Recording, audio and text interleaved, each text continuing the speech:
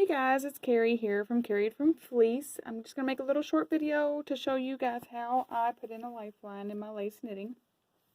If you read my blog, you know that I had a little mishap with the Vernal Equinox shawl that I'm making. This is it here on the second take. I got to about row 70 and had to rip it all the way back to the beginning. And row 70, for reference, is probably about right here. And I ripped everything out because I lost track of where I was or lost a stitch. I don't know what I did, but I could not figure out how to fix it without messing up the pattern. So I ripped it all the way back. On the second try, since this was a mystery shawl to begin with, it had different clues for different sections.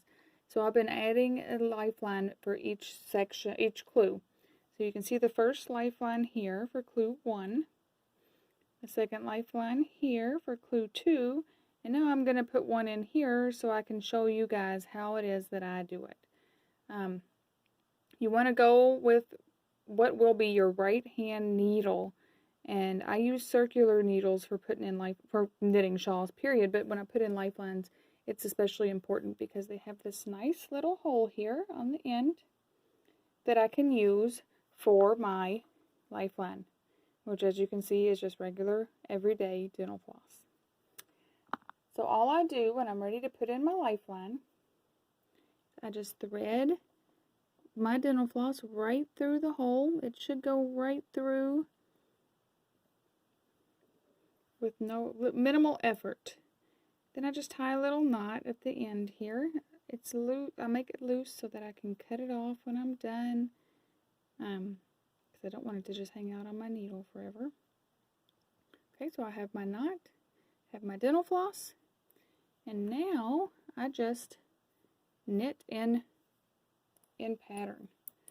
So I'm on the wrong side of my shawl, so I'm just gonna knit in the pattern that is written for the shawl. The wrong side does not actually have a pattern, it's just all purl stitches except the 2 knit stitches on each side. So while I'm working on this, I'm going to stop the camera and I will come back when I am at the end of this row.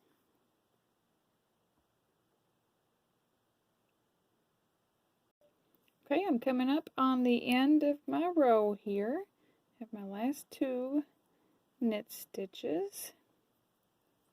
Okay, I've finished the row. So I'm just going to pull my needle, this was my right hand needle. I'm going to pull it through so that the yarn end is out.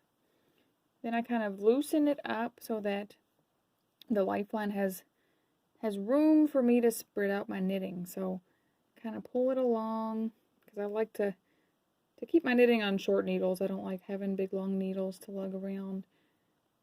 So I just give it some room, spread it out a little, and then I will just cut this, and that's how I insert my lifelines. Now I have 3 lifelines in here, and I'm ready to continue knitting without having to worry about losing stitches or any of that stuff, because I can always just go back to where the lifeline is.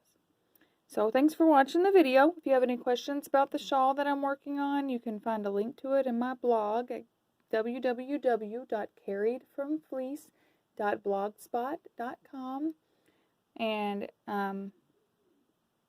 yeah, so that's it for today, and I will see you next time. Happy knitting.